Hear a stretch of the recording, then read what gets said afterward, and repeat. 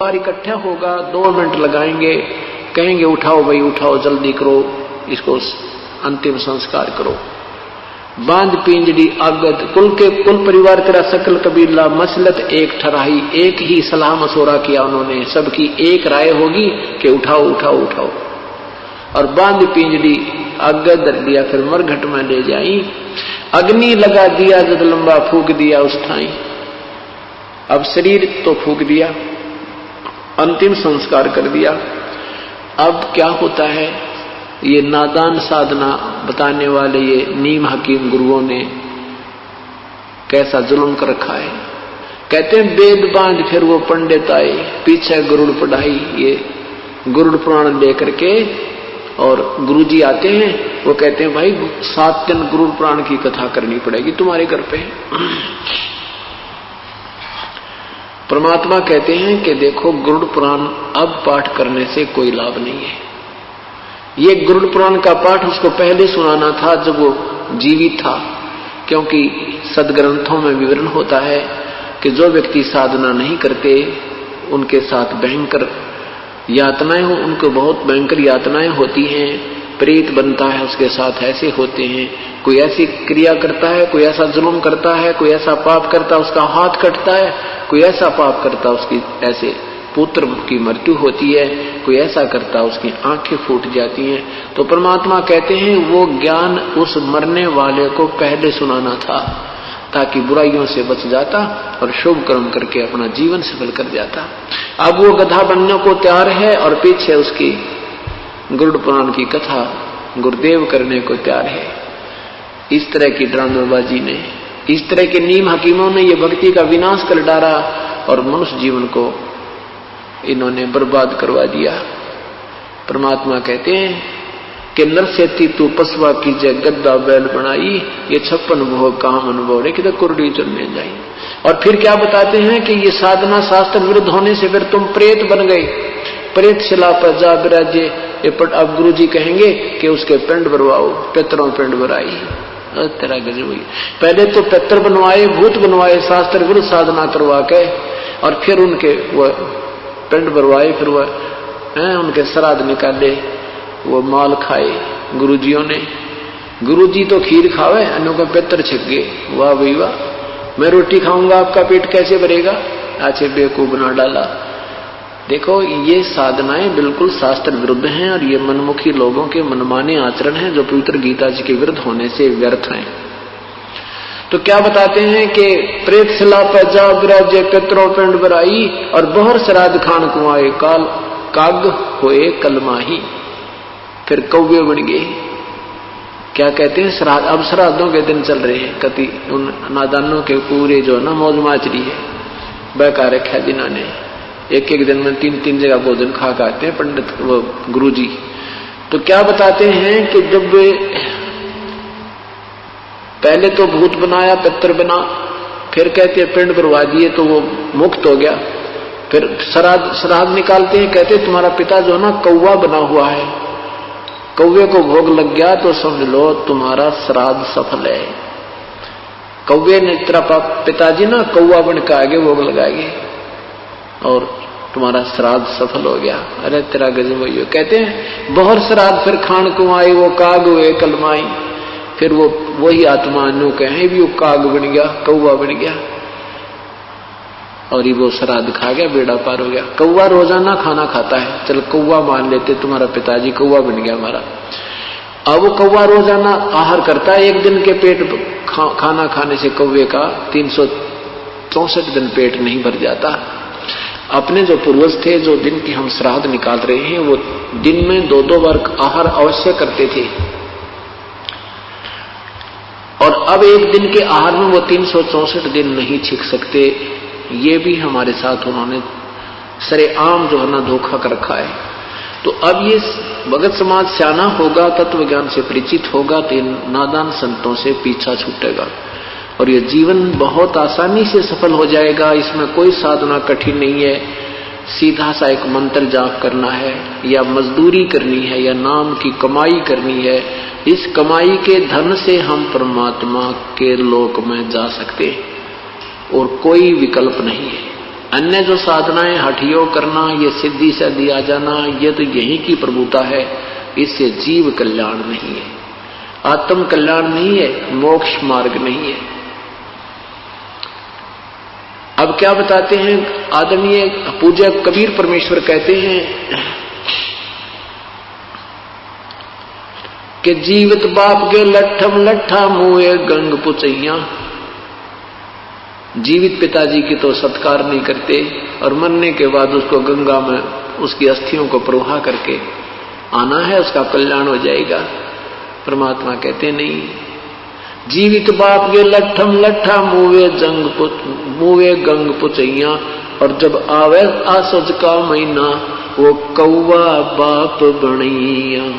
अरे बोली सी दुनिया सतगुरु बिन कैसे सरिया।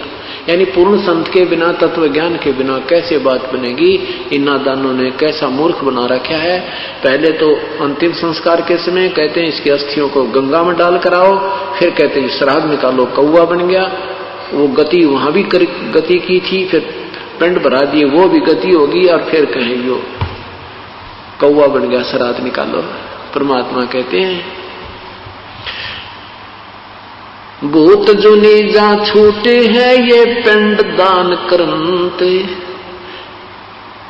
गरीबदास जिंदा कहे भाई नहीं मिले भगवंते। इन क्रियाओं के करने से जो पिंडदान तुम करते, इससे उसकी भूत जुनी तो छूट जाएगी। फिर वो गधा बन गया, बता के गति करवाई पिंडदान करवा के तुमने। वो तो अब जीवित गति हुए। अब गति करनी हमने अपने आप करवा के जानी है। अपना यहीं पर भक्ति साधना कर लो, यही आपके श्राद्ध निकलने लग रहे। 7 दिन श्राद्ध होंगे यहाँ पे। जो आत्मा यहाँ आगी उसका कल्याण हो जाएगा और तत्व ज्ञान होगा, मोक्ष मार्ग प्राप्त होगा। यहाँ उसकी भक्ति साधना मिलेगी, उसको कमाई बनेगी। कई प्रकार से कमाई होती है साधना से, जैसे संत के दर्शन से भी पुण्य होते हैं। सत्संग की तरफ चलते हैं, एक कदम का भी बहुत पुण्य है। यहाँ करिए अमर कथा सुनते हैं, इसका भी पुण्य होता है।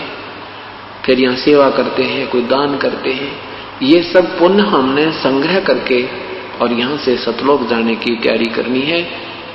यही हमारा मूल उद्देश्य है सत्संग में आने का। फिर क्या बताते हैं, स्वरत जय सतगुरु की संगत करते तेरे सकल कर्म कट जाई। यदि तुम पूर्ण संत की शरण में आ जाते, ना श्राद्ध निकालने थे, ना अस्थि उठानी थी, ना अस्थि उठाने की आवश्यकता पड़ती, ना उसको गंगा पहुंचाने की आवश्यकता पड़ती, न ही श्राद्ध निकालने की आवश्यकता थी, ना फिर पिंड बनवाना, ना वो भूत बने, ना पितर बनना था, ना पशु बनने।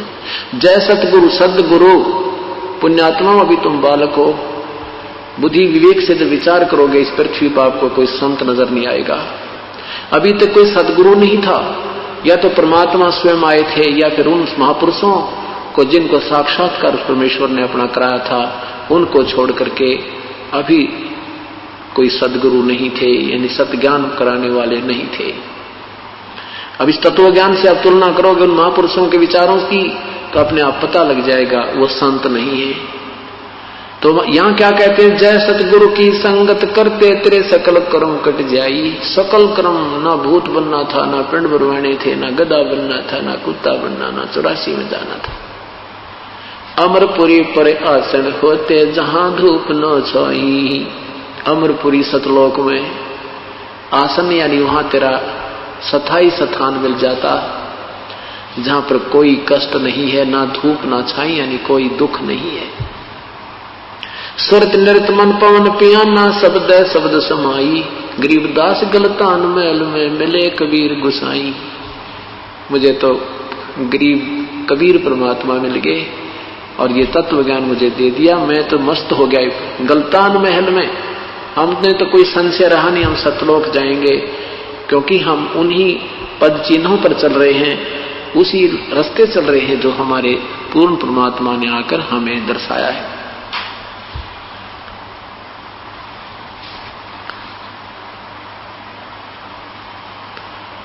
अब हमने ये देखना है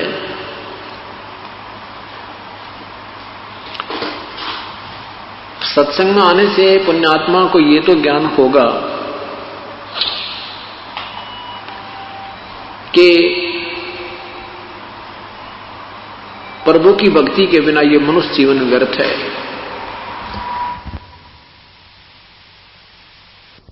फिर पाछे पछतावेगा भाई आजा बंदे शरण राम की पछतावेगा। बालू की बीत पवन का खंबा कब लग खैर मनावेगा। बालू की बीत पवन का खंबा कब लग खैर मनावेगा। आजम तेरे घट न घेर तू राम कहन न पावेगा। आजम तेरे घट न घेर तू राम कहन न पावेगा। भाई आजा बंदे फिर पाछे पछताए। काल बलि तेरे सिर पर बैठा भुजा पकड़ ले जावेगा। हाँ, काल बलि तेरे सिर पर बैठा भुजा पकड़ ले जावेगा। मात पिता तेरा कुटुंब कबीला सारा खड़ा लखावेगा। मात पिता तेरा कुटुंब कबीला सारा खड़ा लखावेगा। भाई आजा बंदे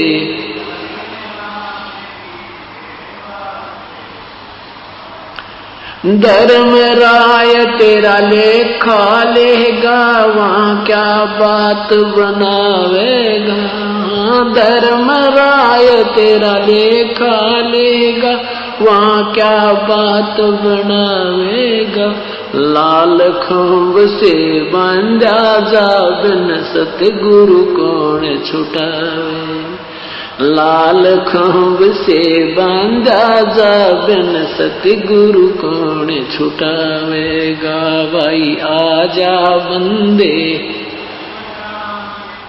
फिर पोछ पछतावे।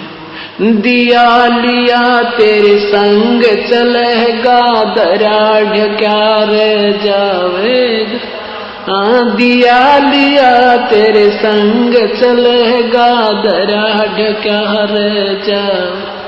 कहे कबीर सुनो भाई साधो करनी के फल पावेगा। हाँ, कहे कबीर सुनो भाई साधो करनी के फल पावे।